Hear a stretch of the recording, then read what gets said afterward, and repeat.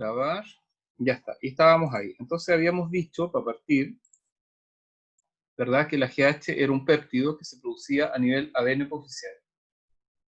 Y entonces ese péptido se produce porque el hipotálamo produce otra molécula que se llama GHRH, o sea, en el fondo, Growth Hormone Releasing Hormone. ¿Ya? Entonces, los ciclos de sueño, ¿ya? Los ciclos de sueño están asociados a la producción de hormona de crecimiento. Y por lo tanto, fíjense, cuando los ciclos de sueño se ordenan en forma normal, se produce un pic importante en la producción de hormona de crecimiento. Si el ciclo de sueño no se cumple del todo, la producción de hormona de crecimiento se hace escasa o dificultosa. ¿Cómo se regula la producción de esta hormona? Es muy sencillo. Se regula debido a que la región hipotalámica fabrica GHRH, que es liberada hasta la adenopófisis, donde se fabrica hormona de crecimiento, GH. Esta va al hígado, o también va directamente a la sangre. Cuando va al hígado, el hígado hace, una macana produce en el interior, ¿verdad?, a partir de esta GH, Insulin-like Growth Factor 1. ¿Y qué es esa cuestión? IGF-1. IGF-1 es una molécula que también actúa como hormona de crecimiento. De hecho, es un factor potente de crecimiento. Y esa actúa, bueno, sobre cartílagos, sobre una serie de tejidos, produciendo reparación, estimulando el crecimiento neuronal, mil cuestiones. Y por otra parte, la hormona de crecimiento solita también hace mil cuestiones distintas, a nivel óseo, a nivel de glucosa plasmática, o sea, de glicemia, etc. Ya está. Y luego, por supuesto, la producción de IGF-1 hace un feedback a nivel de adenopófisis y otro a nivel de hipotálamo, como todos los típicos feedback negativos. Ahora, fíjense, dentro de las patologías asociadas a la hormona de crecimiento, yo diría que una de las patologías más son todas curiosas, ¿eh? Pero una de las más curiosas es esta que se llama enanismo, ¿ya? En inglés, dwarfismo. Entonces, ¿qué es este dwarfismo? Este dwarfismo es que las personas hacen un crecimiento reducido de su talla, pero en algunos casos, algunos dwarfismos redundan en capacidades intelectuales normales y en proporciones corporales relativamente normales, como estas personas que están sentadas aquí en un programa que creo que se llamaba el programa de Lola o no sé qué, un programa de Miami, y entonces tú ves que son todas personas adultas, pero tienen aspectos de niños. ¿Ya está? Voy a la siguiente. Entonces, esto es lo que nosotros llamamos dwarfismo tipo 1, ¿ya? Una forma de enanismo causada por una deficiencia total o parcial de la producción de hormona de crecimiento. Ahí tenemos otro caso de un dwarfismo que se ve impresionante porque ahí está la pareja y ahí está la hija de ambos, y ustedes se fijan que sus facies son un poquito distintas de la chiquita, y ella debe ser un dwarfismo tipo 2, tiene microcefalia. Se fijan que su cabecita es más pequeña, ¿ya? Perfecto. Son como verdaderos muñequitos. Aquí tenemos, por ejemplo, un dwarfismo que produce lo que se llama dwarfismo primordial, ¿ya? Este dwarfismo primordial siempre muestra sujetos que tienen una deformación de la cara, ¿sí?, en forma de cono, ¿se fijan? Y microcefalia, una microcefalia muy notoria, muy notoria. Bueno, y aquí fíjense, por ejemplo, en este chiquito, mira, se ve su tomografía, ¿ya? Y en su tomografía se ven como dos densidades, una densidad hipodensa de tejido cerebral y una densidad mayor probablemente asociada a ventrículos cerebrales, no estoy seguro. Y acá, entonces, en un corte sagital, miren cómo está deformada su cabecita, hay una microcefalia increíble. Y ahora miren este segundo caso, chicas y chicos, porque esto es impresionante, miren. Ese es el tejido nervioso del chiquito. Y esto es líquido cerebroespinal. Miren ahí en otra toma, el tejido nervioso, se ve poco menos que un pedazo de corteza como cuerno para cada lado, el tronco del encéfalo y la médula espinal. Impresionante. Entonces, estos chiquitos tienen discapacidad cognitiva severa. ¿Ya está? Normalmente, esto está asociado, ¿verdad?, a mutaciones específicas. Entonces, dentro de la clasificación general de los dwarfismos, tenemos el tipo 1 y el tipo 2, y luego el de Seckel y el de Mayer-Garling, que los vamos a ver enseguida. El de tipo 1, en general, tiene un fenómeno óseo llamado osteodisplasia primordial. En ellos hay una alteración, ¿verdad?, del metabolismo del calcio, que genera severas alteraciones de la estructura ósea, ¿ya? Y particularmente genera un mal desarrollo, una mala proyección del hueso craneano, por lo tanto inducen microcefalia. Además, hay una mala maduración del tejido nervioso y de otros tejidos, ¿ya? Normalmente fallecen a los pocos años de vida. Luego tenemos la microcefalia con osteodisplasia primordial, el MOP tipo 2, pero en este, fíjense, pasa algo curioso. Hay unas complicaciones neurovasculares llamadas síndrome de Moya-Moya. Se las voy a mostrar enseguida en una imagen. Y normalmente estas personitas tienen también una diabetes tipo 2. Ustedes saben que hay dos tipos de diabetes. La tipo 1 que se llama insulino dependiente y la tipo 2 que se denomina insulino resistente. En la tipo 1, insulino dependiente, el páncreas tiene unos, junto con las células secretoras exocrinas, que se ven así como un melón partido con puntita, tiene un conjunto de otras células que van en bloque llamados islotes de Langerhans. Estos islotes de Langerhans tienen tres tipos de células, las alfa, las beta y las delta. Las alfa producen glucagón, las betas insulina y las deltas somatostatina. Entonces resulta que ellos tienen una alteración en la respuesta de la insulina. Producen insulina, pero esa insulina tiene mala respuesta. Y entonces a eso se le denomina diabetes tipo 2 porque hay una especie de insulinoresistencia asociada al fenómeno. ¿Ya está? Hay otro síndrome muy curioso que es el síndrome de Seckel, pero el síndrome de Seckel, fíjense, hay microcefalia, ¿verdad? Pero, fíjense, una de las características clásicas, digamos, es que presentan micrognatia, es decir, el mentón está hundido, ¿ya? Una potente micrognatia. Lo contrario de micrognatia es prognatia, ¿ya? La mandíbula hacia afuera. Y un último síndrome, el de Mayer-Garling, que es un síndrome en el cual, fíjense, se producen algunas alteraciones articulatorias, pero lo más interesante es que ellos tienen preservada su capacidad cognitiva. Entonces, vamos a ver un caso del síndrome de Seckel, el tercero, ¿verdad? Donde están estas características faciales que les decía. Entonces, si ustedes se fijan, este es un chico de la India, entonces tiene ahí la cabeza así puntuda, tiene micrognatia y tiene microcefalia. ¿Ya está? Y por otra parte, ¿verdad?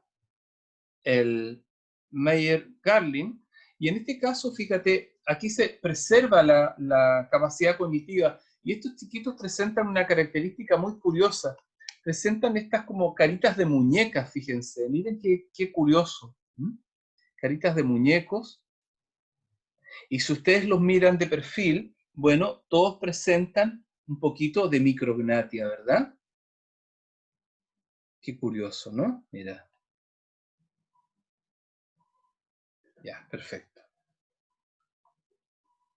Voy a la siguiente. Y este es el famoso síndrome de Moya-Moya del tipo 2, ¿ya? Del warfarismo tipo 2, donde, miren, esta es una imagen de un cerebro, ¿ya? Al cual a un paciente le inyectan un medio de contraste. Entonces, ¿qué es un medio de contraste? Es una sustancia, cloruro de bario normalmente, que cuando tú tomas una radiografía, eso sale opaco en la radiografía. Entonces se inyecta dentro de la sangre y luego se metaboliza y se elimina por la orina después de un par de días. Entonces, la persona aquí recibe la radiografía, pero no se muestra como el cerebro es un tejido blando, se muestra transparente. Lo único que se muestra es el contraste de los vasos sanguíneos donde está este medio de contraste. Y en el síndrome de Moya-Moya, que parece que Moya-Moya es una palabra así del oriente japonesa que tiene algún significado así como humo, disipación de humo, nube, una cosa así. Entonces, justamente, ustedes observan aquí la arteria carótida interna, ¿verdad? Y la carótida interna se proyecta con muchas arteriolas, perdón, no arteriolas, con mucho el lecho capilar, pero así muy difuso, formando estas imágenes difuminadas, ¿ya? Como de humo. Perfecto. Entonces, no hay una arquitectura perfecta, se ve un cerebro desorganizado desde el punto de vista vascular. Y aquí tenemos otro síndrome, el MOP 1-3, que es una variante. Esta es una variante, bueno, en detalle hay una variante respiratoria, inmadurez, en fin, pulmonar, otras cosas, pero al margen, fíjense, mira qué interesante, porque este chiquito presenta, si ustedes se fijan aquí, ¿verdad? Presenta una figura, igual que si hubiese una gran microcefalia. Entonces, ¿qué está pasando aquí en el interior? Miren, por favor, el espesor de ese cráneo y el espesor de un cráneo común y silvestre, digamos. Miren la tremenda diferencia de espesor. Ese es un cráneo hipercompacto, para su edad, además, hipercompacto. Entonces, resulta que es muy probable que ahí, efectivamente, haya una hidrocefalia y como el cráneo no tiene elasticidad suficiente, no le crece la cabecita, no se estira como los chicos hidrocefálicos que fatalmente tienen esta patología, sino que empieza a comprimir hacia los bordes las paredes, ¿verdad?, del tejido nervioso. Entonces, estos son en el fondo los ventrículos laterales, ¿verdad? Ese es el septum pellucidum, y esa porción que se ve ahí más hipodensa, más hiperdensa, seguramente es el tálamo, ¿verdad? Esto es frontal, esto es occipital. Y ahí lo vemos de perfil y vemos también, ¿verdad?, el aspecto clásico microcefálico, porque si su cráneo fuera real, fuera normal, sería más o menos así. Tremendo, ¿no? Ya está. Luego, otro cuadro totalmente distinto es cuando nos vamos al otro extremo, a los cuadros donde tenemos grandes tamaños de personas. Esto es lo que llamamos gigantismo. En el gigantismo, fíjense, el problema se trata de una hipersecreción de hormona de crecimiento. Y una de las preguntas que siempre nos hacemos, ¿cuándo ocurre esta hipersecreción? Bueno, si el sujeto logró ser un gigante, es muy probable que la hipersecreción haya ocurrido en etapas tempranas de su vida, de ahí en adelante. Entonces el sujeto proporcionalmente comienza a ser un gigante. ¿Y de qué se trata esto de crecer? Crecer se trata de que se alarguen los huesos largos, los brazos y las piernas, el esqueleto apendicular, ¿verdad? Y estos huesos largos se alargan precisamente, ¿verdad?, entre otras cosas, a nivel de las placas epifisiales. Me imagino que los que tuvieron anatomía vieron con Villarroel o con algún otro profe de anatomía las famosas placas epifisiales. Entonces, estas placas de crecimiento son sensibles a las hormonas, a la hormona de crecimiento, por supuesto, y también a otras hormonas, como las hormonas sexuales, como el cortisol, ¿ya? Eventualmente una tasa alta de hormonas sexuales o una tasa alta de cortisol podría frenar tempranamente el crecimiento. Entonces, por ejemplo, en las chicas que tienen menarquia temprana, o sea, que tienen pubertad precoz, ¿ya?, normalmente asociada a obesidad, se presentan disminución de la talla corporal. Por el contrario, las chicas que tienen pubertad tardía, en general alcanzan estaturas mayores, ¿ya? Debido precisamente a que hay fenómenos cruzados entre las hormonas sexuales y el cierre epifisial. Entonces, bueno, ¿por qué se producen estos problemas de hipersecreción de hormonas de crecimiento, de GH? Bueno, aquí tenemos un caso, por ejemplo, donde tenemos el tejido adenohipoficiario y hay una una serie de células lactotróficas, lactotróficamente, somatotróficas. Entonces, estas células somatotróficas están produciendo GH. Entonces, aquí vemos un caso en el A, ¿verdad?, de una tomografía sagital, donde estamos dando cuenta de un adenoma, ¿ya? Un cuerpo extraño, tumoral, en la adenohipófisis. Y es un adenoma bastante grande, ¿verdad? Y además se ve que tiene compromiso también con la porción posterior de la hipófisis, con la lámina celar incluso. Bueno. Aquí tenemos la clásica figura del gigante tomada de... No recuerdo nunca, sí, nunca pongo esta bibliografía porque siempre digo, ay, voy a buscarla, pero como es antigua nunca la recuerdo. Creo que, no sé si es Gannon, es McGraw-Hill, pero no me acuerdo si era una editorial de Gannon o de... No, Gannon es medicina moderna, manual moderno, no me acuerdo. Bueno, entonces aquí hay una hipersecreción de hormona de crecimiento y hay una hiposecreción. Entonces ahí las típicas fotos como norteamericanas se enfrentan, seguramente esta era un circo, no sé qué, y alguien tomó esta foto que se hace histórica, ¿ya? Y que muestra entonces un gigante frente a un enano.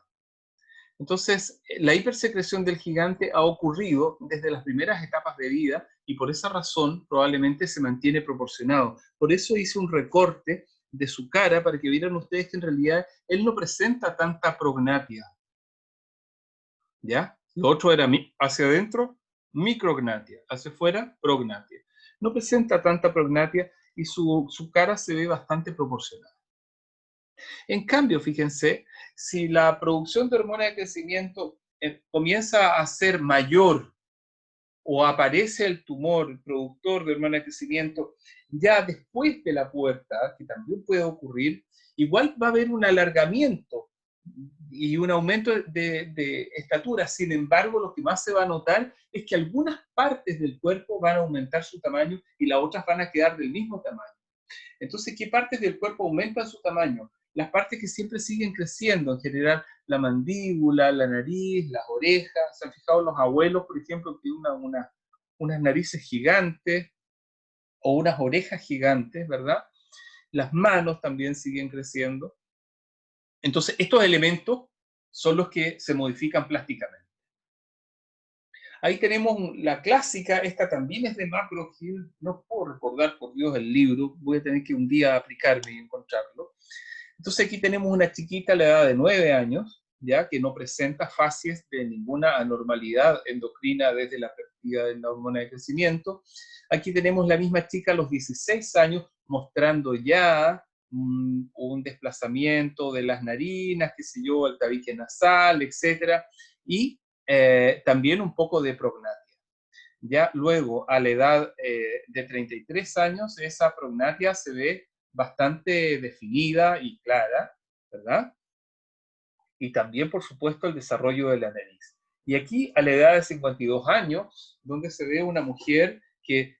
Esta foto, yo siempre digo, la tomó un médico endocrinólogo, porque le pidió a la mujer poner los brazos así, no como los pone Lucic, sino que uno arriba y otro abajo, las manos, ¿verdad? Para mostrar el tamaño de las manos.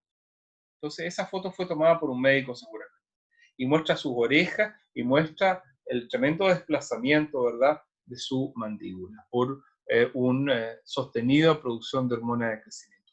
Ahí tenemos una comparación entre un sujeto típico y un sujeto que tiene una acromegalia. Entonces se ve su mano, si ustedes se fijan, esta manito tiene una forma como de un icosaedro irregular, pero esta tiene una forma casi cuadrada, por el gran desplazamiento óseo que ha provocado el exceso de crecimiento. Sin embargo, en este sujeto, por ejemplo, a pesar de que tiene prognatia, la prognatia no se ve como algo disonante en su rostro. Fíjense, aparece como algo relativamente normal y yo diría que es difícil darse cuenta que tiene una acromegalia. Además, su nariz presenta un tamaño relativamente normal. A mí no me... Porque la descripción dice la frente, la piel subyacente está engrosada, lo que a veces conduce a una protuberancia frontal. Claro, hay protuberancia frontal, ¿verdad? Puede ser por engrosamiento de piel, pero no es tan claro. La verdad no es tan claro.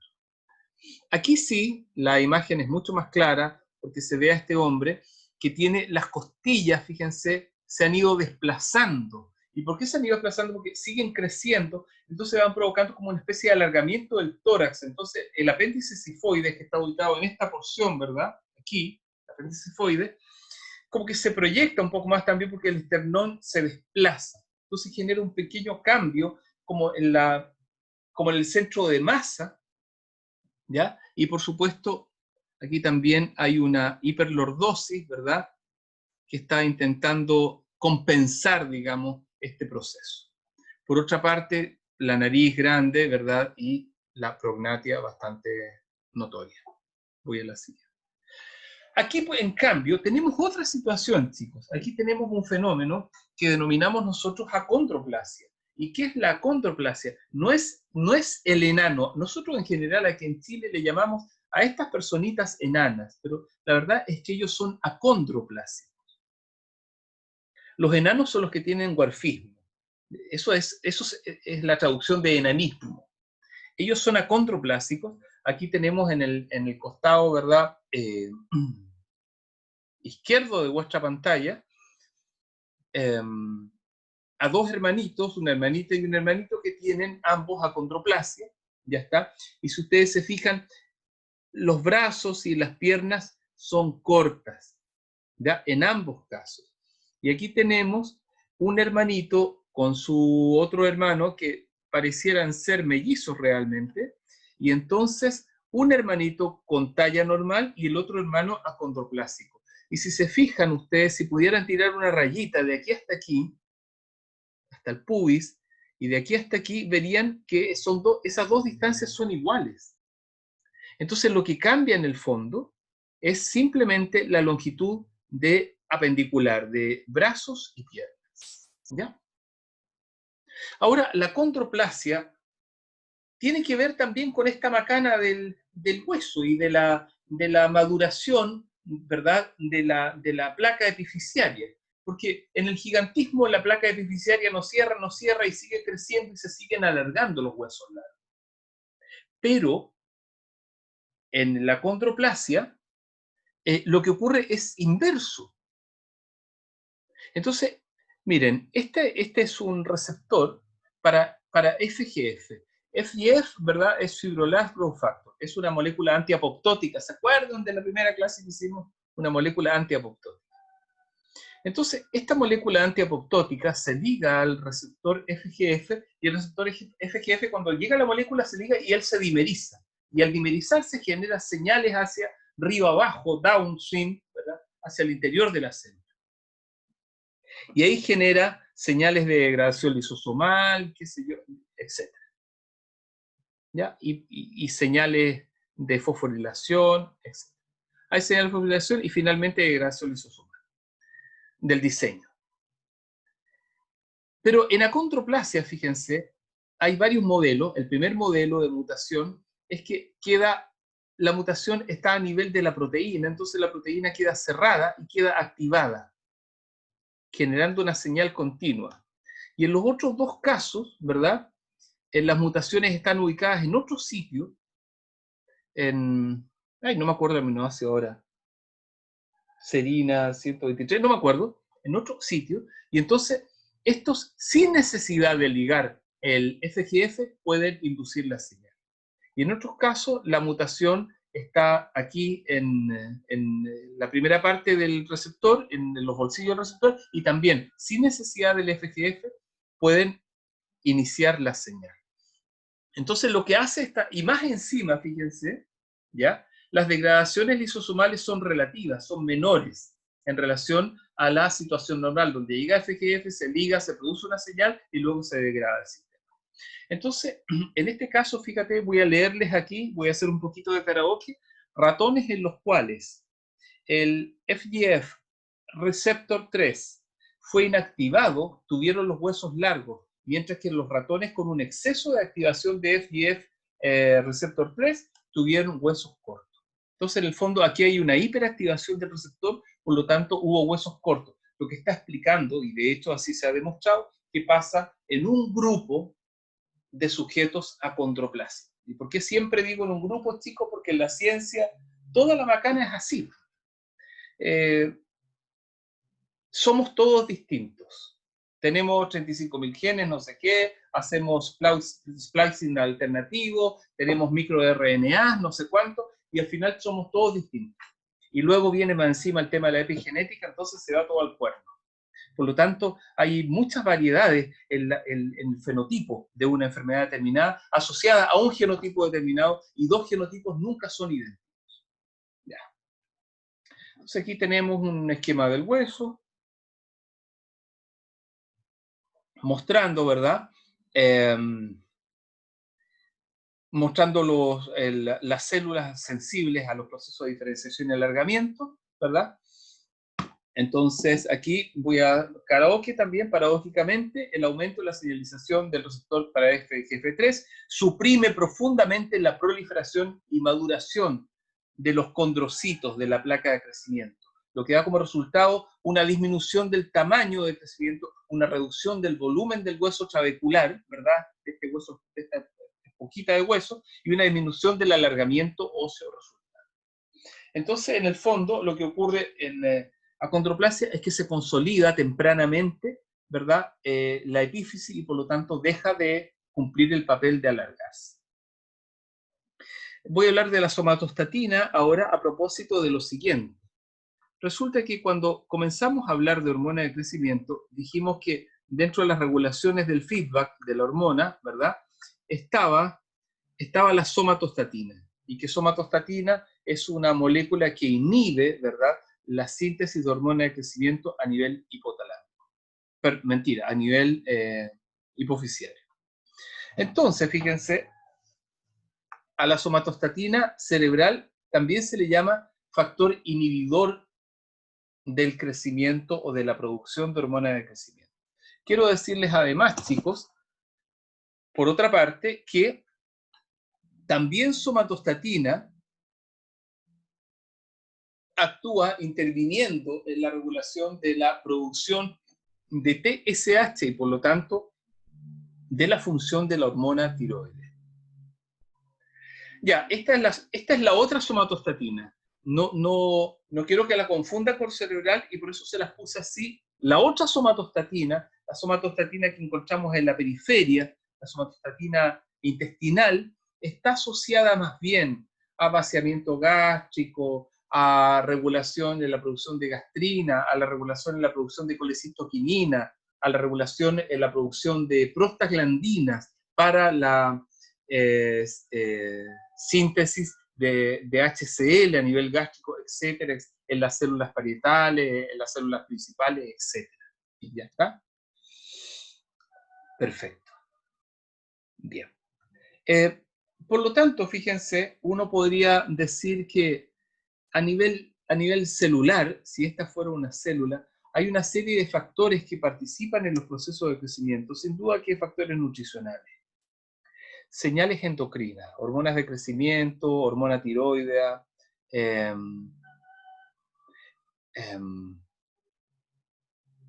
transportadores de glucosa, por ejemplo, el GLUT1, el GLUT3, el GLUT4, citoquinas proinflamatorias, que son muy importantes para la producción de crecimiento. Se produce citoquinas proinflamatorias en forma basal para que pueda ocurrir cambios importantes y pueda haber crecimiento. O sea que no toda la inflamación es negativa, digamos, ¿verdad?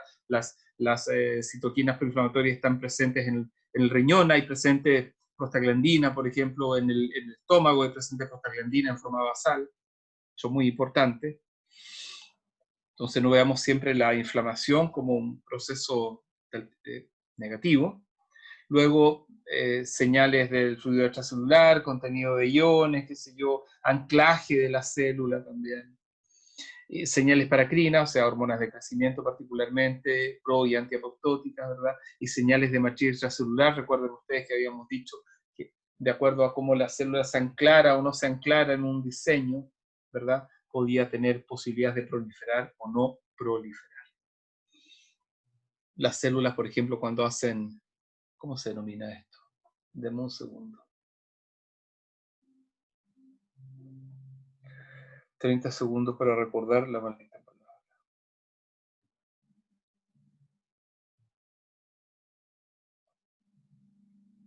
Maldición.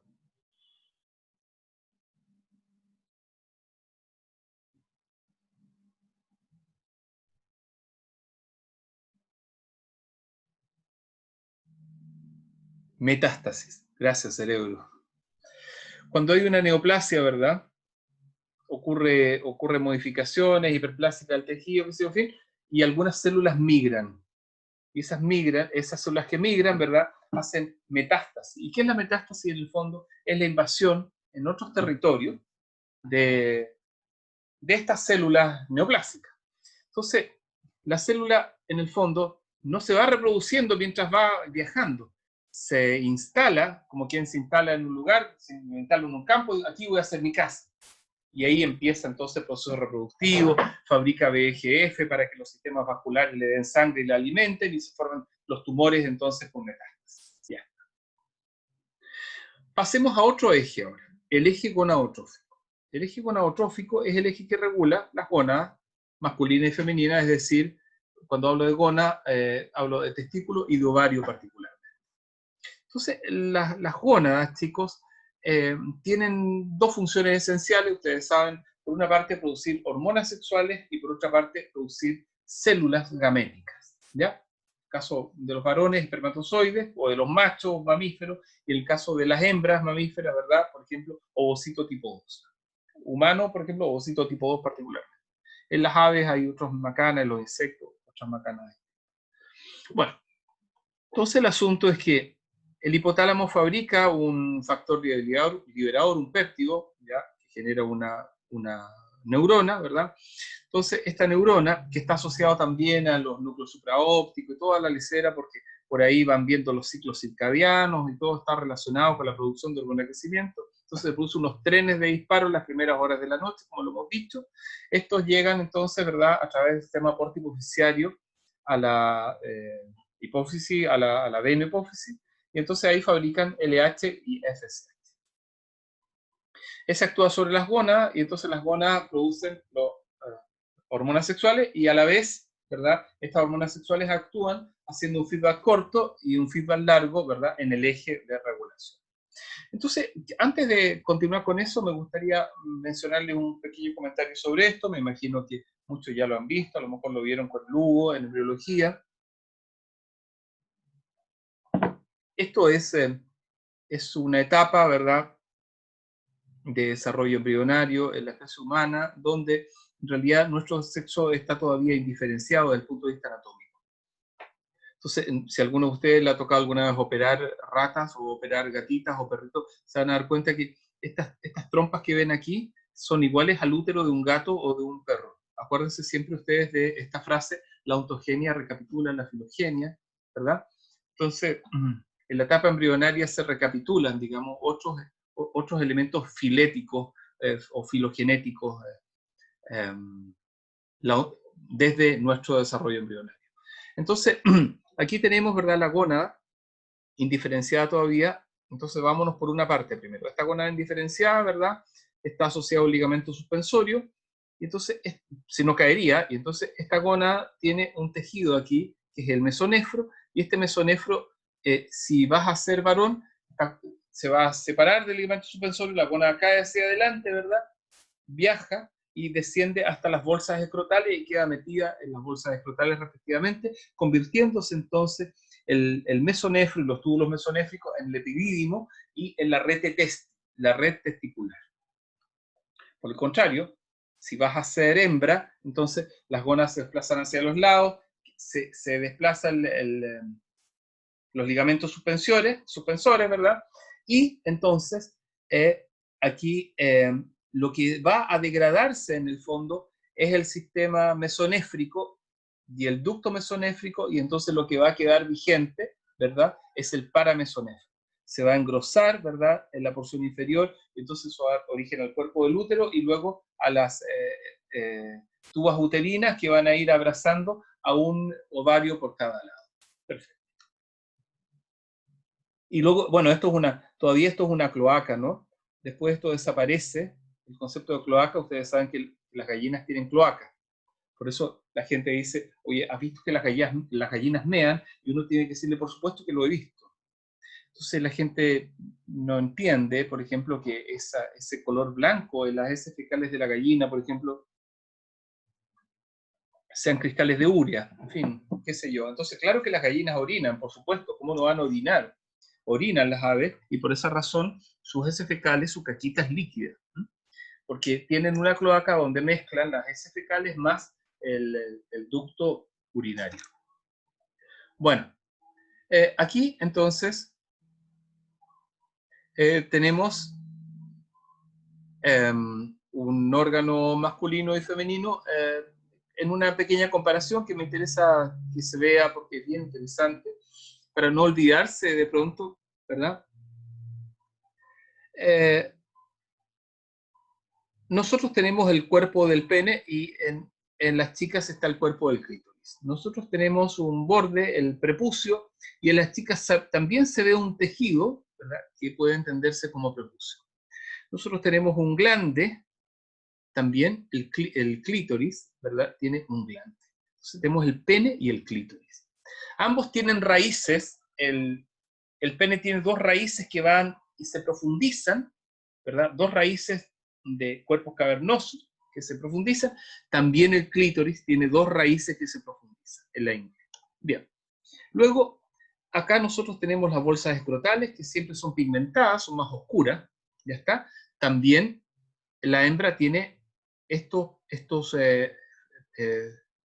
montículos de piel, ¿verdad? Que no son bolsas, ¿verdad? Pero que podrían haber sido bolsas en otro estadio de diferenciación. Luego nosotros tenemos una sutura, ¿verdad?, pasando por la región perineal. El periné es la región entre las bolsas escrotales y el ano, y en las chicas, ¿verdad? Entonces esto no está suturado, no está cerrado, y entonces se presenta estos labios menores, porque estas bolsas escrotales son como los labios mayores en ustedes, en las chicas, estos labios menores, ¿verdad? Y en el interior dos orificios. Un orificio pequeño que corresponde al meato urinario de la uretra, y un orificio mayor que corresponde, ¿verdad?, al istmo, a la vagina. Ok, y por supuesto, un periné más larguito que el nuestro porque tiene más espacio, simplemente. Luego, en un corte transversal, ¿verdad?, para diferenciar ambos sexos y en términos generales, comentarios que podrían ser importantes. En las chicas el útero, ¿verdad?, es un órgano musculo liso que está anterovertido, en anteroversión, mirando hacia adelante, ¿verdad?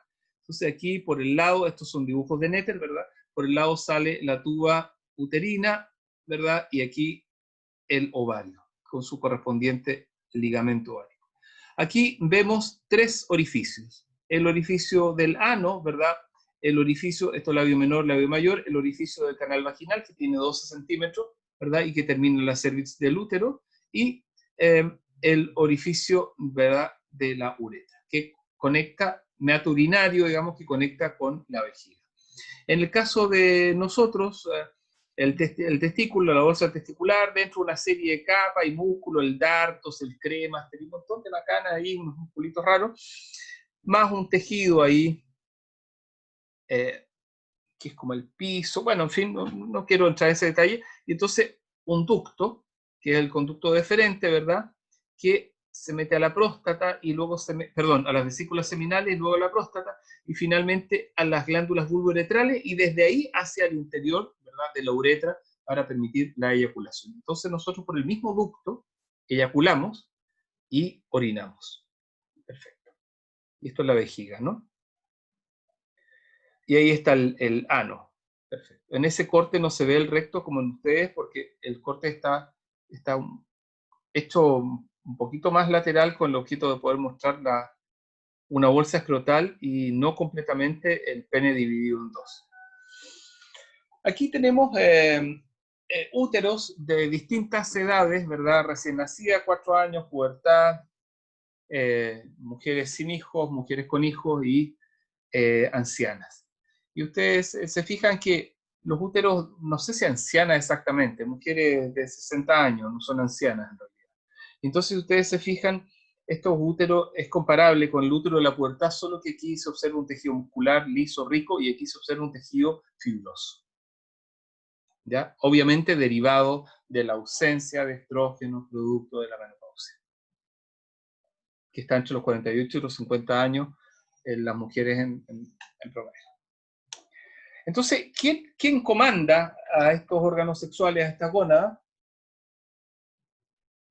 Por supuesto lo hace FSH y LH, ¿verdad? Estas hormonas son producidas en la adenohipófisis, son glicoproteicas. Tienen dos unidades, alfa y beta, ¿ya? Y sí, interesante, igual son tremendas estructuras. Este paper está bien bonito, entre paréntesis. Luego, LH, ¿verdad? Mira, yo en realidad me arrepiento de haber escrito esto, lo voy a cambiar. Dice, el mecanismo de acción es levemente diferente. En realidad, el mecanismo de acción es prácticamente el mismo. En mujeres y en varones, LH lo que hace es estimular a un grupo de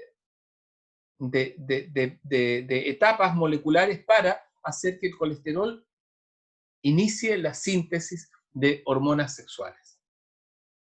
Y en nosotros, por supuesto, las células de Leydig, y en las chicas en el propio ovario, ¿no? Entonces, veamos el caso de las chicas. En las chicas, ¿verdad? Aquí tenemos las células de la granulosa y aquí tenemos las células de la teca, y entonces la teca y la granulosa, entonces LH y FSH. Entonces LH llega al receptor de LH, se forma por ATP, AMP cíclico, es como una ciclasa que está metida ahí, ¿verdad? Y entonces el colesterol sufre su primera transformación, ingresa a la célula de la teca, ¿verdad? Y sufre su primera transformación en una molécula masculinizante androstenodiona. Y la androstenodiona entonces después es transportada a la célula de la granulosa, ¿verdad? Y mediante la acción de una aromatasa, estimulada por una proteína quinasa A, estimulada por un AMP cíclico, estimulado por el receptor, estimulado por la FSH, hace que esta aromatasa transforme la androstenodiona en una estrona. Y esta estrona, ¿verdad? Finalmente en estradiol, que es liberado hacia el plasma sanguíneo. Entonces, aquí ya tenemos una cuestión que es maravillosa, digamos, la síntesis de estradiol, a partir precisamente de la acción conjunta de LH y FSH. Y otra cosa que me parece interesante, en ovario poliquístico, por ejemplo, ¿verdad? Estos folículos se encuentran dañados, digamos, están hinchados, no hay un verdadero ovocito en el interior. Entonces, aquí la regulación de la producción de hormonas sexuales se altera. Entonces, normalmente se producen rutas, por ejemplo, de testosterona o de androstenodiona, que son rutas que no son capaces de feminizar a las chicas. Entonces, por lo tanto, de alguna manera, uno podría decir las chicas que tienen un ovario poliquístico tienen una alteración importante en sus niveles de hormonas femeninas. Y por esa razón, por ejemplo, se asocia ovario poliquístico, por ejemplo, a un tipo de conducta, a un tipo de obesidad en algunos casos, cuando puede estar combinada con otros elementos, y también a un cambio en la masa muscular. Entonces es interesante esto, por ejemplo, sobre todo si una chica tiene ovario poliquístico, por ejemplo, y va a ir a un gimnasio para bajar de peso, puede ser fatalísimo que si no sabe que tiene ovario poliquístico, ¿verdad? No va a estar tomando hormonas femeninas para tratar de regularizar, que hoy día es la solución, pero así genial. Entonces va a empezar a producir mayor masa muscular. Entonces, en el fondo, va a producir una gran ganancia de masa muscular y eso va a actuar en contra precisamente de lo que ella quiere, que es bajar de peso. Además, la masa muscular tiene mucho peso. Ya. Bueno, la FSH, ¿verdad? Actúa sobre el ovario, entonces ya dijimos, el ovario le devuelve el estradiol, ¿verdad? Entonces, el estradiol después de vuelta devuelve un pic de LH y FSH, más o menos entre el día 14 y el día 16 ocurre la ovulación, Y luego que ocurre la ovulación, si hay embarazo, progesterona va a fijar ese huevo fecundado en el útero, y si no hay embarazo, bueno, va a permitir la descamación del endometrio y por lo tanto la menstruación, ¿verdad? Estos 5 días con alrededor de entre 3 a 5 ml de sangramiento, llamado menstruación. Bueno, entonces luego aquí tenemos el ovario, y el ovario tiene sus células primordiales, sus folículos primordiales. Tenía una foto preciosa. No, si la muestro voy a tener que hacer muchos cuentos, se las puedo agregar después, a lo mejor en la misma diapo se las envío y se las agrego, se las pegoteo. Y entonces, esta célula primordial constituye los folículos, ¿verdad? Los folículos de Graf, como se llaman comúnmente. Estos folículos de Graf contienen este ovocito 2, ¿verdad? Que está rodeado de una zona pelúcida por fuera de una capa celular más densa, pero cuando el folículo se vacía, ¿verdad? Evacúa el ovocito tipo 2, entonces queda este tejido, este grupo de células comienza a degenerar y se transforma en el cuerpo lúteo. Y este cuerpo lúteo finalmente en un cuerpo llamado cuerpo blanco, cuerpo albicans. Entonces, si uno revisara el ovario, por ejemplo, el ovario de un mamífero, y lo pudiera ir cortando en tramos en 3D o mirarlo en 3D de alguna forma, uno podría ir contando, digamos, cuántas ovulaciones han ocurrido a partir de estos cuerpos albicans contenidos dentro del útero. ¿Ya? Entonces aquí nada, una cosa simple, mostrando arriba los primordios foliculares, ¿verdad? El proceso madurativo, ¿verdad? Que va ocurriendo en el curso del ciclo, en el día de la ovulación, ¿verdad? Entre el 14 y el 16 más o menos, y luego, fíjense, el cuerpo lúteo y el cuerpo albicans al final. Y entonces, mientras tanto, cómo se va descamando el endometrio. Entre el día 14 y el día 16 el endometrio se encuentra suavecito, es como la mucosa de los labios adentro, así, una mucosa suavecita, brillante, y está vascularizado, obviamente, pero no se ve su vascularización. Sin embargo, cuando ya van pasando los días y no ha habido embarazo, esta vascularización se hace mucho más visible, se ve enrojecido, como irritado, y es porque ya va a sobrevenir, ¿verdad?, la menstruación. Hay todo un mecanismo molecular aquí tremendamente investigado y largo e interesante, fíjense. Entonces, luego veamos este mapa inferior que está más grande aquí. Entonces, entre el día 0 al día 5 más o menos está la menstruación. Entonces luego FSH está bajita, FSH tiene un pic, igual que LH al día 12 más o menos, 13, 11, 13, y entonces paulatinamente comienzan a aumentar los estrógenos, y entonces en ese día ocurre la ovulación. Ocurre la ovulación, ¿verdad? Aquí más o menos, y entonces luego, inmediatamente después que ocurre la ovulación, caen los estrógenos, comienza a subir progesterona, ¿verdad? Perdón, caen los estrógenos, hacen un monte y comienza a subir progesterona y cae definitivamente hormona luteinizante hasta los niveles basales. Entonces fíjense que los anovulatorios en este caso lo que hacen es mantener un nivel de estrógenos altos y por lo tanto bloquear el proceso ovulatorio. Por eso se denomina anovulatorio. Mismamente, levonorgestrel, la tableta del día después, mismamente, es un anovulatorio de emergencia, ¿verdad? Con una alta dosis de levonorgestrel. Luego, fíjense, en nosotros y en los machos mamíferos en general, la FSH junto con la testosterona mantiene también la espermatogénesis en tonos normales o en tonos permisibles para la fecundidad. Entonces aquí tenemos un esquemita bien bonito así de un túbulo seminífero. Después tengo una foto más adelante. Este paper también está bien bonito. Y entonces este túbulo seminífero está mostrando, ¿verdad?, más o menos los linajes celulares, ¿verdad?, una lámina basal, las células de Leydig por fuera, ¿verdad?, y las etapas germinales, ¿verdad?, espermatogones, espermatocito primario, secundario, espermátida, qué sé yo, espermatozoide. Ya está. Entonces va como por etapas. Me imagino que esto lo vieron con Luguito Díaz, pero de forma perfecta. Entonces aquí tenemos el testículo con esta red tremenda de vaso del testículo. En el fondo es como agarrar un montón de lana y meterlo dentro de un frasco. Sí, una cosa así. Y luego imagínense que lo cortan en 3 dimensiones y ven todos puros pedazos de tubos cortados en distintas direcciones. Esta es la red testis, ¿verdad?, que constituye su proyección el epidídimo y luego el ducto deferente. Entonces, aquí esa quería mostrar ahora. Entonces es interesante mostrar los túbulos seminíferos, ¿verdad?, que contienen en el fondo las células germinales, ¿verdad?, y las distintas etapas de desarrollo maduracional hasta llegar a los espermatozoides, donde aquí, en otras fotos de mucha resolución, o cuando uno está al microscopio puede, con 100, con aceite de inmersión, puede ver ahí las colitas de los espermatozoides, ¿verdad?, cuando las preparaciones han estado bien hechas y no demasiado lavadas, bueno, en fin, ya. Y aquí estos triángulos que se ven en los costados y estos bordes, ¿verdad?, son todas células de Leydig, productoras de testosterona. Bien, ¿cómo se regula el proceso? Bueno, la releasing hormone, gonadotropin releasing hormone, actúa, ¿verdad?, para liberar FSH y LH a nivel adenocoficiario en las células gonadotróficas.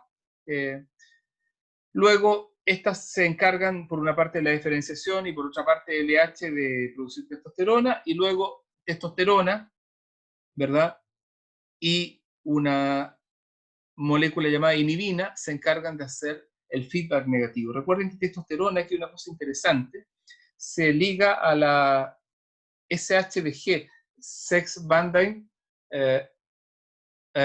SHBG, un momento, SHBG, Sex Hormone Binding Globulin, a una proteína, ¿verdad?, que se liga a la testosterona, que aquí le llaman simplemente ADP, y entonces hay una porción de testosterona que es libre y otra porción de testosterona que va ligada a la proteína. Ya está. Ok.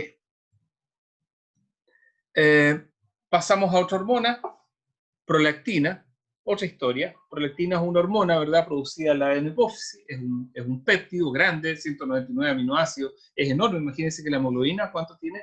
175, 199 aminoácidos es harto. Se secreta por la adenopófisis, ¿verdad?, cuando hay preñez.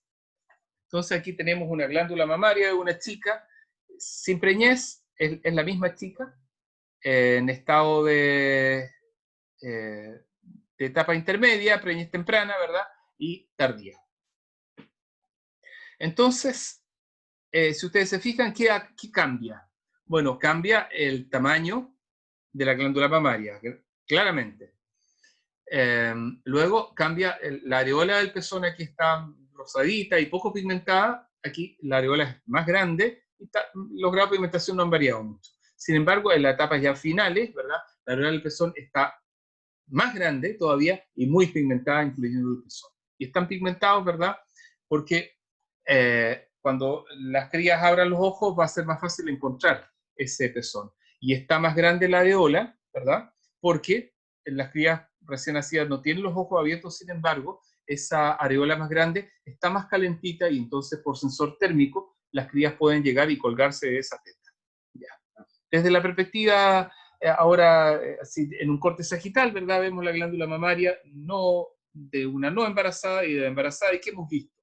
Que este tejido, que son acinos secretorios, en realidad, un montón de células acinares clásicas con ductos secretorios, están todos unidos entre sí, ¿verdad?, y forman estas ampollas secretorias finalmente que terminan en el pezón, ¿verdad?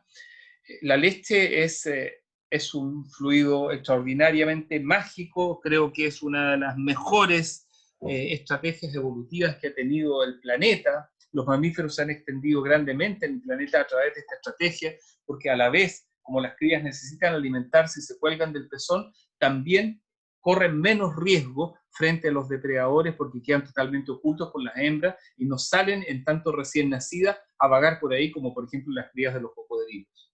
¿Ya? Entonces, fíjense cómo funciona la macana del control de regulación de prolactina, muy simple. Cuando no estás embarazada, entonces una neurona está siempre produciendo dopamina. Y la dopamina produce un stop sobre la producción de prolactina. O sea que podríamos decir que la dopamina es el PIF, el factor inhibidor de producción de prolactina. Entonces, si se llegara a producir un poco de prolactina, esa prolactina va a actuar directamente aumentando, digamos, la liberación de dopamina y manteniendo este freno. Pero resulta, voy a empezar a mostrar mi cajita favorita esta, pero resulta que puede ser que tú tengas una hembra en tu casa, que sea un gatito, un perrito, una hembra que está criando y tiene poca leche, por ejemplo. Entonces tú dices, oye, ¿qué pudiéramos hacer? Tiene poca leche. Las crías, los pupitos succionan, pero como que no sacan nada. Entonces ahí viene la solución. Sulpilam. Entonces, me gusta hablar siempre de esto, suena como si estuviera haciendo un reclam, ¿ya? Pero sulpilam, porque sulpilam en el fondo es sulpirida o sulpiride. ¿Y qué es el sulpiride? Bueno, si lo googleamos, es un antipsicótico. Espérame, un antipsicótico. Oye, el médico le dio un antipsicótico a esa chiquilla o qué sé yo, o a esa perra o a esa gata. El antipsicótico lo que hace en este caso es un antipsicótico del tipo de la familia de los típicos, ¿verdad? Que no funciona tan bien como antipsicótico, pero que tiene una función específica, que es bloquear los receptores de dopamina. Entonces, se mete aquí, bloquea los receptores de dopamina, entonces, aunque estas neuronas liberen dopamina, las células prolactogénicas no lo sienten. Como no la sienten, liberan prolactina. Y al liberar prolactina, entonces la glándula mamaria pasa de este estado a este estado y tiene mucha leche. Genial. Esto también tiene que ver, chicos, con una historia muy dramática que les pasa a los pacientes neuropsiquiátricos que tienen esquizofrenia y que toman antipsicóticos típicos, fundamentalmente aloperidol y clorpromacina. Porque al igual que el sulpiride, aloperidol y clorpromacina son antipsicóticos potentes que actúan sobre los receptores dopaminérgicos, que son 5 entre paréntesis, de 1, de 2, de 3, de 4 y de 5, ya está. Entonces, producen prolactina. Y entonces en varones y en chicas, ¿verdad? Aunque claramente el varón no puede estar embarazado, digamos, ¿verdad? Entonces producen un suerito y a veces un crecimiento anómalo y extraño de las glándulas mamarias, una especie de pseudoginecomastia iatrogénica, y le llamamos iatrogénica porque la palabra iatrogénica significa como un side effect, producto de una terapia. ¿Ya está? Luego, aquí tenemos el circuito ahora en la segunda parte, cómo funciona cuando ya está produciéndose la lactancia. Entonces, hay lactógenos placentarios que inician un proceso y ese proceso significa disminución en la producción de dopamina desde esta neurona. Por otra parte, el estímulo de succión de los pezones hacia la madre, ¿verdad? Desde los pupitos, entonces parece que activaría la síntesis de una molécula llamada factor prolactinérgico, pero eso está ahí como en signo de interrogación, porque la verdad es que algunos dicen que existe y otros dicen que no, que es una vía nerviosa directa nomás. Ya está. Sobre las neuronas. Que habría una neurona inhibitoria ahí participando en la macana. No hay aclaración al respecto. Y por último, ¿verdad? Esto induce entonces el incremento de prolactina sobre la glándula mamaria. Luego, ya dijimos esto, la dopamina era el PIF. Entonces, la lactancia por sí misma induce la liberación de dopamina y, la lactancia por sí misma induce la liberación de leche por el chupeteo, ¿verdad? Y la leche, ¿verdad? Es una sustancia rica en grasas, en proteínas, y la proteína más famosa, ¿verdad? La proteína del queso, la caseína. Bueno, un detalle interesante, chicos, siempre cuento esto como una mala anécdota, las anécdotas no son todas chistosas.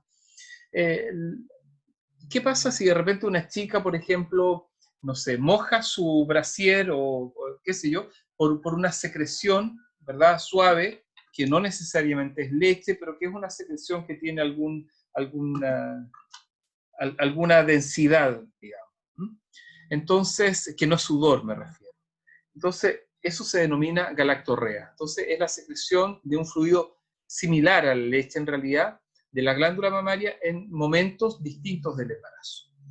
Entonces, aquí podríamos estar frente a la presencia de un macro o un microadenoma hipofisiario, o sea, un tumor hipofisiario, ¿ya? Dependiendo macro o micro, dependiendo del tamaño. Entonces, estos tumores hipofisiarios, ¿verdad? Aquí vemos uno impresionante, su lado derecho, ¿verdad? Que abarca todo marca completamente el seno esfenoidal, fíjense, el seno esfenoidal está aquí, marca todo el límite, marca toda la silla turca, se ha extendido por detrás de la lámina celar y por delante. ¿Ya está? Aquí tenemos otro, uno más clásico, ¿ya? Que parece un colgajo, ¿ya? Entonces, detrás de estos prolactinomas, indudablemente, hay entonces galactorrea. Ya, esto ya lo hemos analizado, así que me lo saben. La apófisis intermedia, chicos, es una glándula, o sea, perdón, es una porción que ya dijimos que está en discusión anatómica, si en realidad es parte de la hipófisis, es un tejido cicatrizal que debiera llamarse como tal pars intermedia. Bueno, yo voy a decir un par de cosas de ella simplemente. La apófisis intermedia fabrica dos tipos de hormonas, la beta-lipotropina y la alfa-beta y gamma-MSH. Las beta-lipotropinas y las alfa-beta-MSH, no, perdón, las beta-lipotropinas primero se fabrican a partir de una molécula que se llama POMP, propio-melanocortina. La propio-melanocortina es un tremendo pedazo de péptido, ¿ya? Que está en muchas partes del sistema nervioso central, y entonces este péptido, que tiene muchas neuronas, fabricar este péptido es como quien dice, no sé, voy a fabricar una tabla tipo y de ahí voy a sacar tablitas chicas, tablitas medianas, tablitas grandes, que se... Entonces, de ese péptido se sacan, por ejemplo, la hormona adrenocorticotropa, la famosa beta-lipotropina esa, que, chicos, yo todavía no tengo muy claro para qué sirve la beta-lipotropina, las búsquedas en el PubMed son bastante confusas, pero se ha marcado, está ahí, es una entidad efectiva. Por otra parte, ¿verdad? Se saca también de esta POMP, se sacan las beta-endorfinas, por ejemplo, y otras moléculas, la leucoencefalina, la metencefalina, otros péptidos menores. Y también se saca de aquí, ¿verdad? Como si fuera poco, la alfa-MSH. Entonces la alfa-MSH se puede sacar clivando, cortando, ¿verdad? A la famosa proopiomelanocortina. Entonces se llamarían como neuronas proopiomelanocortinérgicas. ¿Ya? Entonces, estas alfa, beta y gamma, MSH, actúan en realidad, chicos, produciendo pigmentación en la piel. Y entonces, ¿cómo funciona el sistema? La tirosina hidroxilasa, ¿verdad? La dopa, pero la dopa no se transforma aquí en dopamina, se transforma en dopaquinona. Ah, maldición, una molécula distinta. La dopaquinona se transforma después en dopacromo, otra molécula distinta. ¿Y qué es el dopacromo? Una molécula pigmentaria que absorbe la luz. ¿Ya está? Y hay dos moléculas pigmentarias, para hacer breve esta historia, la eumelanina y la feomelanina. Ustedes saben que feo es como café, como las algas feófitas, ¿verdad? Y la eumelanina es una melanina discreta, un poco más clara, pero pigmentada indudablemente. Entonces, estas moléculas al final son las que participan en nuestros procesos pigmentarios de la piel, y seguramente hay muchas cosas más que saber de ellas en el futuro y no tenemos idea porque hay poca investigación. No es un tema que interese mucho a la gente. A la gente le interesa irse a la playa nomás y tomar sol a cuero pelado y hacerse un cáncer de piel por enlaces de dímeros de timina debido a la radiación ultravioleta, y parece que eso es todo lo que interesa, ¿no? Bien, neurohipófisis. La neurohipófisis, chicos, fabrica dos hormonas, la ADP o arginina vasopresina o ADH y la oxitocina. Entonces, vámonos con una primero, parece que es la ADH o ADP. Ahí puse esa imagen del Lawrence de Arabia, una película famosa que seguramente ninguno de ustedes ha oído nombrar siquiera en su vida, pero a lo mejor sus padres sí, o sus abuelos, no sé. Entonces, es toda la historia de un hombre, toda la historia que en el desierto, y así, toda la macana ocurre en el desierto, ¿ya? Si no me equivoco, ese actor de ahí es Peter Ustinov, un hombre que falleció hace millones de años y era un gran actor. Y entonces para los cinéfilos seguro que hay mucho sobre Lawrence de Arabia. Yo la verdad es que creo que vi un tramo una vez cuando tenía como 17 años, porque tenía amigos muy, muy cinéfilos y después nunca la he visto completa, que yo sepa. Bueno, entonces la cosa es que nosotros tenemos en el plasma sanguíneo una cantidad de agua y de sales, ¿verdad? Más o menos correspondiente a entre 270 y 280 osmolares, miliosmoles por kilo, para tener una salinidad estable, digamos, ya que dé más o menos un 0,9% peso-peso. Pero resulta que si nosotros dejamos de tomar agua, esa salinidad comienza a aumentar. Y entonces nos da sed. Entonces, cuando nos da sed, el cerebro ha fabricado ya ADH, por eso nos dio sed. Entonces, la ADH es una enorme moleculita tremenda, qué increíble, por Dios, ¿eh? Qué preciosa. Ya está. Y esta molécula preciosa entonces lo que hace es obligar a los tubos colectores del riñón y decirle, oye compadre, para de producir volumen de orina, te vamos a ir sacando el agua y la vamos a ir devolviendo al plasma sanguíneo. Entonces así prevenimos la deshidratación de este pobre gallo. Entonces aquí tenemos, por ejemplo, ¿verdad? La persona fabricó ADH, la ADH le dijo eso al riñón y el riñón empezó a recuperar el agua. Entonces, al recuperar el agua, empieza a recuperar la homeostasis. ¿Ya? Pero paralelamente, como fabricó ADH, entonces el tipo siente sed y bebe agua fresca, no cerveza, chicos, agua. Cuando sientan sed, beban agua. La cerveza no sirve para recuperarse de la sed, es tóxica, de hecho. Hay que decir las cosas por su nombre. No me vengan a hablar de los papers de los ciclistas, que los investigadores irlandeses y la macana. No sé qué cervezas tomarán ellos. Yo no he estado nunca en Irlanda, pero nuestras cervezas que venden aquí, esas porquerías son tóxicas cuando tienes sed. Si quieres beber cerveza, primero tienes que estar bien hidratado. Y luego, entonces, bebe agua y entonces el agua baja la osmolaridad y entonces desciende el estímulo que está haciendo que su hipotálamo produjese ADH. Ya. Entonces, si el ADH está ausente, se libera gran cantidad de orina, chicos y chicas, y eso es lo que les pasa a ustedes cuando toman cerveza, justamente van al baño a cada rato, porque la cerveza es agua con alcohol, bueno, lúpulo, en fin, es los saborizantes y la macana, pero agua con alcohol. Entonces, ustedes están tomando agua, aumentan el volumen sanguíneo, hipervolemia, y a la vez están metiendo alcohol, entonces inhiben la ADH. Entonces, la mejor receta para, como sale la estatua, orinar, ¿verdad? Eso se llama poliuria, ¿verdad? Y si ustedes toman mucha agua sin beber cerveza, también van a hacer poliuria, y tomar mucha agüita se llama polidipsia. A propósito, creo que pregunta la palabra polidipsia en una prueba, no tenían una pregunta alternativa. Bien. Ahora, la secreción de ADH, ¿ya? Está siempre regulada por la osmolaridad, ¿ya? Y la osmolaridad a nivel de núcleo supraóptico. Es como nuestro sensor de osmolaridad. Bueno, ¿quiénes pueden estimular la producción de ADH? Bueno, dolor... ¿Sí? Tengo una duda. Dime. Que lo que pasa es que cuando dan infecciones urinarias, yo he escuchado que recomiendan tomar cerveza sin alcohol para poder estimular la orina, pero quería saber si de verdad funciona.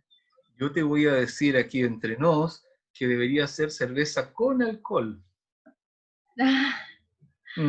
Claro, mejor todavía. Cuando se lo recomendé a un amigo que tuvo una cistitis, él estaba feliz, me dijo, nadie me ha dado en la vida una mejor recomendación que esta para una enfermedad. Claro. Porque con el alcohol inhibes la ADH y produces más flujo de orina. ¿Y por qué se recomienda? Se recomienda porque en el fondo, el mismo flujo de orina que estás produciendo, claro que tienes que estar hidratándote todo el tiempo, ¿verdad? Está movilizando las bacterias que atrevidamente han incrementado su número a través del meato urinario y han llegado probablemente a la vejiga y eventualmente podrían subir de la vejiga por los uréteres hasta los riñones, produciendo una patología grave llamada pielonefritis, que se detecta en todo caso golpeándose, ¿verdad?, la espalda suavemente percutando. Como los riñones son órganos retroperitoneales, cuando tú te percutas la espalda fácilmente, los riñones se mueven y si tienes pielonefritis gritas como chancho. Entonces, sí, efectivamente, lo has escuchado y tiene buen resultado. O sea, si tú no tienes por ahí antibióticos a la mano como ciprofloxacino, por ejemplo, o nitrofurantoína, entonces puedes utilizar cerveza para aumentar el flujo de orina. O sea, lo peor que puedes hacer es tomar menos agua para evitar orinar. Eso es lo peor que puedes hacer. Claro, exactamente. Súper adecuado, Valentina. Así que ya sabes que mejor que sin alcohol, tómese nomás una con alcohol. Claro. Si alguien ve de la facultad esta clase, me van a crucificar, después van a decir que yo estoy promoviendo el uso de alcohol. No, pero no es esa. Ya. Bueno, entonces aumenta la secreción de ADH, dolor, quemadura, traumatismo y algunas moléculas específicas, los opioides, morfina, metadona, demerol, ¿cómo se llama esta otra macana que ahora todo el mundo toma para el dolor? No me voy a acordar, tienen que decirme, que es un opioide sintético, pero que no es un verdadero opioide, que no sé qué, para el dolor. Se lo dan los operados, a los pacientes con cáncer. ¿El ketoprofeno? No es un antiinflamatorio esteroidal, es un opioide. Es famoso, todo el mundo lo toma. Ay. No me acuerdo, pero bueno, ya está. Bueno, pero es un opioide, ¿verdad? Y es peligroso porque la gente comienza con ese opioide y de repente, de pronto, de la nada, se puede saltar a uno de estos. A metadona, por ejemplo. Y si saltan a metadona, después ya no quieren volver atrás y se hacen adictos. Eso es peligroso. Bueno, las drogas colinérgicas, las prostaglandinas, los inflamatorios, por supuesto. Aumenta la secreción de ADH. Disminuye la secreción de ADH, por lo tanto, el alcohol, ¿ya? Los glucocorticoides, prednisona, por ejemplo, y algunas moléculas raras, por ejemplo, fenitoína, difenilidantoína, el nombre exacto, es un anticonvulsivante. ¿Sí? Y produce efectos secundarios un poco incómodos en los pacientes que tienen epilepsia, tónico-clónica fundamentalmente, a los cuales se les da fenitoína sódica. Entonces, la ADH o vasopresina o ABP, como quieras llamarle, tiene esos tres nombres, ¿verdad? Como incrementa la reabsorción del flujo renal de agua, incrementa el volumen, ¿verdad? Sanguíneo, incrementa la presión arterial. Y la vasopresina también secundariamente aumenta la vasoconstricción. Por lo tanto, podríamos decir que la ADH o vasopresina o ABP es una molécula pro-hipertensiva. Y ahora, si ustedes se acuerdan de mi clase sobre estrés, que iba mucho más atrás, yo les dije que cuando había estrés, el eje del estrés se activaba por dos moléculas, la CRH y la ABP, o sea, esta misma, la vasopresina. Entonces resulta que si ustedes están estresados, eventualmente podrían tener una relación de incremento de presión arterial, porque sabemos que el cortisol incrementa la presión arterial. Ya, buen punto. Ok, y la última hormona, chicos, de la jornada, y con esta hormona termino mi clase, es la oxitocina. Así que los que no se hayan sumado a la clase, vayan sumándose, porque voy a pasar la lista al final de la clase. ¿Ya? La oxitocina, buen dato por ser. La oxitocina, ¿verdad?, es un péptido también, que se produce en la neurohipófisis, o sea, la hipófisis posterior. La oxitocina también se produce en otros tejidos, pero fundamentalmente ahí. Es una hormona interesante, chicos, porque esta hormona, que se sintetiza en las regiones paraventriculares y supraópticas del hipotálamo. ¿Sí? ¿Sí? De nuevo se empezó a escuchar cortado. Mentira. Hace rato. No, ahora. Ahora, pero mira, pero mi microfonito está en verde. ¿Y se sigue escuchando cortado? Ahora no. Ahora no, ya. Quizás donde me pongo muy lejos, tú tienes razón, parece. Me voy a acercar. Profe, no es como que se escuche cortado, sino como se empieza a saturar el audio un poco, así como... Pero no es que se vaya cortando el audio. Es porque hablo muy rápido, yo creo. Puede ser que... Puede ser, sí, que yo hablo así como que me pero a veces nomás. No es. No es siempre. Ya, bueno, veamos si no me avisan, nomás yo voy más calmadito. Entonces, este péptido, ¿verdad? Oxitocina, participan en dos cosas muy importantes.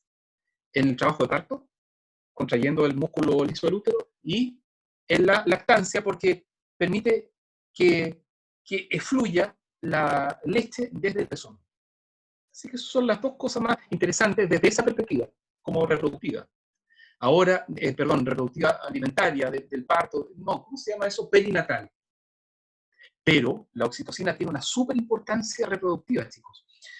Las ratas hembras, por ejemplo, cuando van a tomar un macho, cuando van a coitar, levantan la colita y hacen una hiperlordosis, poniendo el trasero para esperar al macho. Esto ocurre solamente cuando hay niveles adecuados de oxitocina. Si una rata en celo se le agregan intracerebralmente inhibidores de oxitocina, esta respuesta no acontece. Mismamente se ha demostrado que en el macho oxitocina está relacionada con la libido, con el apetito sexual y también con con la capacidad mecánica para coordinar el coito, en ratas. ¿Ya? Todo esto en ratas.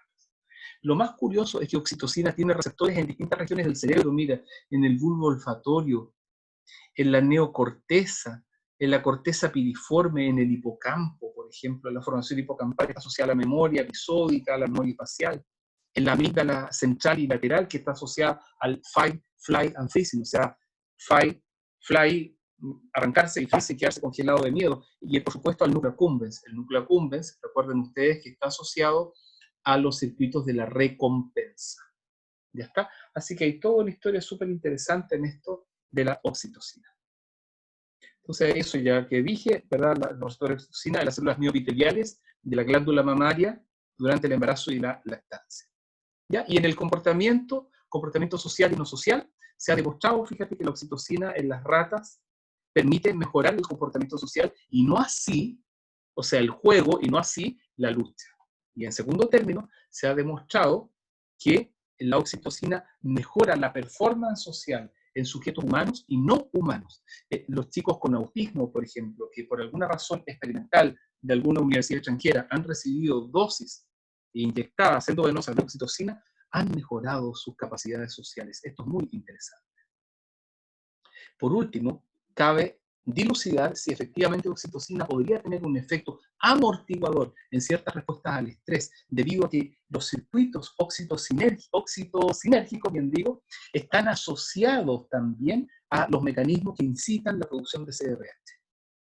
Entonces, las respuestas clásicas, oxitocina y músculo liso, promoviendo, ¿verdad?, la salida de leche, promoviendo la contracción del útero para el trabajo del parto, ¿verdad?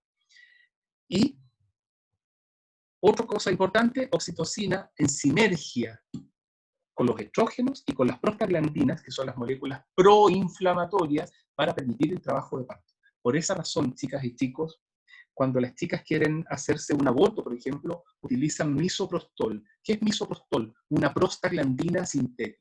Entonces, en el trabajo de parto, el cuerpo, propiamente dicho, fabrica prostaglandinas naturales para estimular el parto. Y si es necesario, si está difícil, es posible usar misoprostol. ¿Ya está? Para un parto normal. Bueno, oxitocina, entonces, como les dije, regula la conducta sexual y también en las escalas de respuesta social se ha demostrado que oxitocina en chicos con autismo, ¿ya?, incrementa grandemente su respuesta social en una escala específica que se llama Social SRS. ¿Ya? Fin de la historia. ¿Preguntas, chicos?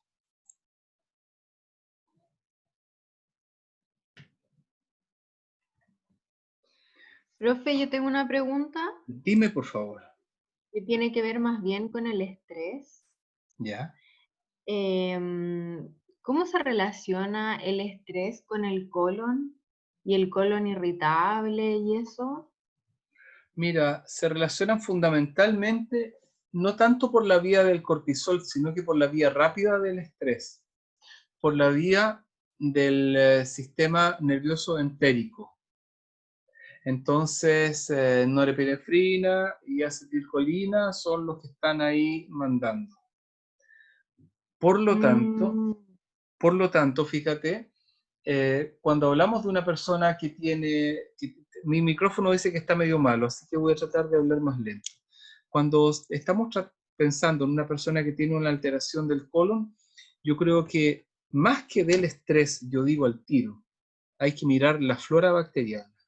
Hay que mirar los alimentos, los horarios de comida, las ingestas de agua y las ingestas de otras sustancias que eventualmente pudieran influir, como particularmente el alcohol, que es pésimo para el colon.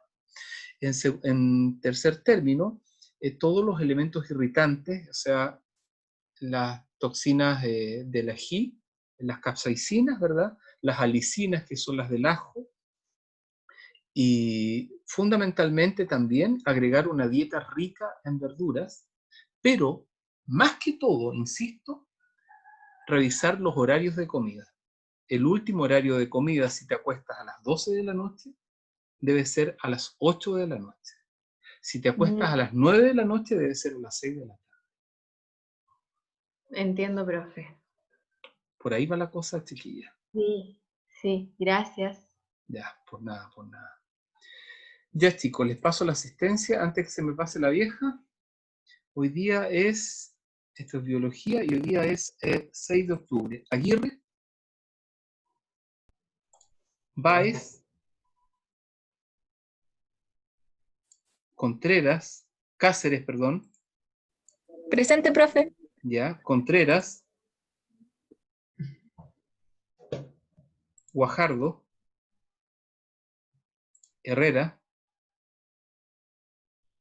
Uset, Aquí, profe.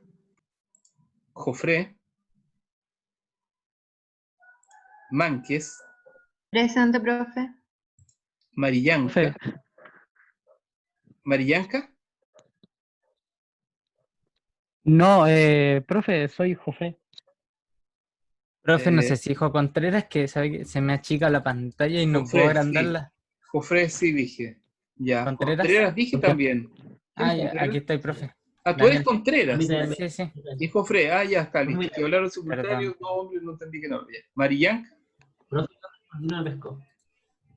Marillanca, no, ya. Después Pailamilla, Vera. Listo. ¿Los puse a todos? Profe, no, Profe, yo. ¿Quién? Vera. ¿Quién es? Yo, Vera. Vera, listo. Ahí estamos, Vera. Después, Gracias. ¿alguien más? Alison habló por el chat y dijo que estaba presente. ¿Cuánto? Apellido, hijo mío. Bailamilla se llama ella. Ah, eso. Dame el apellido porque si no. Alison, ahí está. Ah, Alison. Ya está, chicos. Soy yo. Falta Muy yo que bien. me puso ausente ahí también. ¿Quién? Profe, ¿Quién eres tú? Aguirre. Aguirre. Ya, pero te dije, Aguirre. Me puso presente. ¿Qué sé yo? ¿Quién eres tú? Si no te veo ahí en la cuestión porque tengo la pantalla compartida. Ya. Ya, chicos. ¿Alguien más? Ahora sí que estamos listos. Ha sido un placer. Un abrazo grande. Recuerden que se les viene la solemne, la cátedra 1, después de su semana de descanso, el 20, y que se viene, como dicen los cabros, Brigi 3. Profe, aún no me pone presente. ¿Cómo? Aún no me pone presente. Aguirre, te puse presente. Ah, no, tenés razón. Viejo, perdóname. Ya, bueno. Ahora sí prometido, no me había dado cuenta, perdona. Profe, si tenemos alguna duda, podemos escribirle al correo. Sí, por supuesto que sí, ni un problema. O por el chat del curso, Varinia es la que la lleva. Claro. Ya. Sí, me escriben por ahí nomás. Sí, no hay ningún problema. Porque uno tenemos un chat común, ¿no? Profe, yo hice un WhatsApp y estaban todos los del ramo. Ya. Ah, ya. ¿Y ese es el tuyo, Varinia, o no?